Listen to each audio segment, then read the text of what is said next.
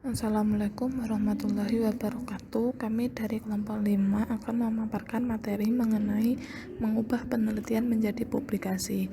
Sebelumnya perkenalkan anggota dari kelompok 5 yaitu 1. Dwi Rahmafitah Hamidah dengan NPM 1910104082. Yang kedua Dia Arumulandari dengan NPM 1910104084. Yang ketiga Esti Nurul Azizah dengan NPM 1910104108. Yang keempat Lukmanul Hakim dengan NPM 1910104081.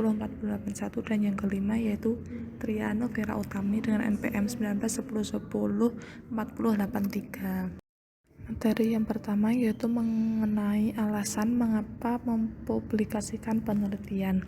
Terdapat banyak keuntungan dari adanya publikasi hasil penelitian, yaitu 1. Menunjukkan aktualisasi diri, 2. Meningkatkan kesempatan penunjukan dan promosi, yang ketiga adanya kesempatan memenangkan hibah penelitian, yang keempat yaitu adanya kesempatan mengikuti perjalanan ke luar negeri untuk mempresentasikan makalah atau hasil penelitian di konferensi bergengsi, dan yang kelima yaitu memberikan supervise penelitian pasca sarjana.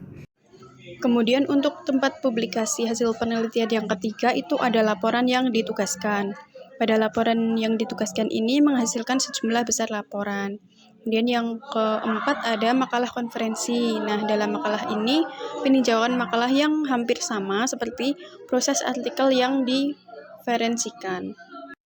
Baik, untuk yang selanjutnya yaitu mengenai tempat publikasi atau penerbitan hasil penelitian. Nah, untuk tempat publikasi hasil penelitian ini terdapat 4, yaitu yang pertama buku.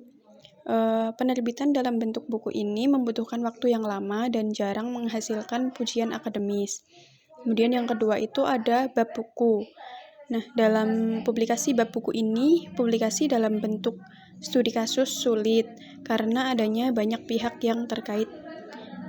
Sekalipun proyek penelitian yang dilakukan biasanya tidak disebut arsip. Poin-poin di atas berimplikasi pada penggunaan bahan dokumenter apapun yang akan digunakan untuk mendukung metode penelitian lain yang dibahas dalam bab-bab sebelumnya. 1. Jika database dalam bentuk milis untuk mendukung penelitian survei, kegagalan untuk memperbaruinya secara teratur akan berarti bahwa daftar tersebut mengecualikan beberapa orang yang menjadi target dan mencakup beberapa orang yang telah meninggalkan atau telah pindah.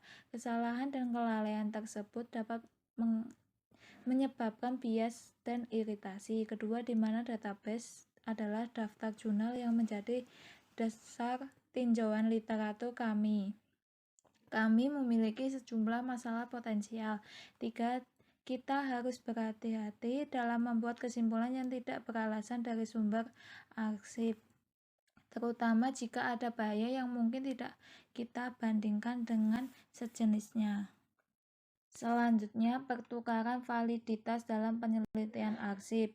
Sebuah studi arsip biasanya akan memiliki lebih banyak validitas eksternal daripada pendekatan eksperimental atau simulasi karena mengacu pada data empiris. Selanjutnya yaitu permasalahan penelitian. Dalam tinjauan teori dan literatur harus terkini dan mencerminkan teori yang relevan. Selain itu juga harus tepat dan terkait dengan pengembangan hipotesis. Selain itu, hipotesis juga harus didasari oleh teori dan cukup untuk menghindari membuat lompatan spekulatif dari teori ke hipotesis. Selain itu, metode penelitian juga harus konsisten dengan pertanyaan penelitian dan hipotesis. Selain itu juga harus memastikan validitas internal dan eksternal instrumen penelitian serta harus dijelaskan dan terbukti bagaimana ilmiah dalam pemilihannya. Dan yang terakhir yaitu hasil kesimpulan dan pembahasan. Ini semua harus sesuai dengan metode yang dipilih dan harus diarahkan pada pengukuran dan pengujian hipotesis. Hasilnya juga harus jelas, serta penulis harus realistis tentang keterbatasan penelitian dan tidak boleh melebih-lebihkan signifikansi kesimpulannya. Cara mempublikasikan penelitian. Yang pertama, mengirim draft pertama makalah yang telah dipoles ke anggota dewan redaksi jurnal target untuk dikomentari.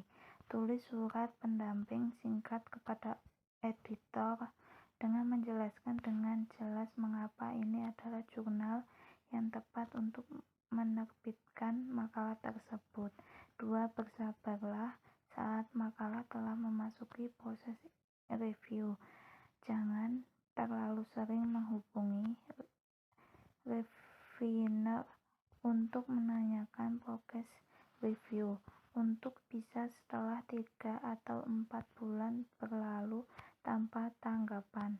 3. Apabila terdapat revisi maupun penolakan oleh reviewer,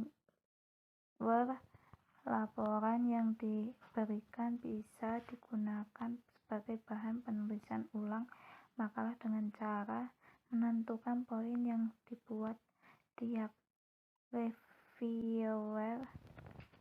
Catatan tiap poin yang ditentukan, jangan membuat perubahan yang hanya window dressing. Setelah melakukan perubahan pada makalah, bisa mengirimkan kembali makalah revisi ke jurnal yang sama.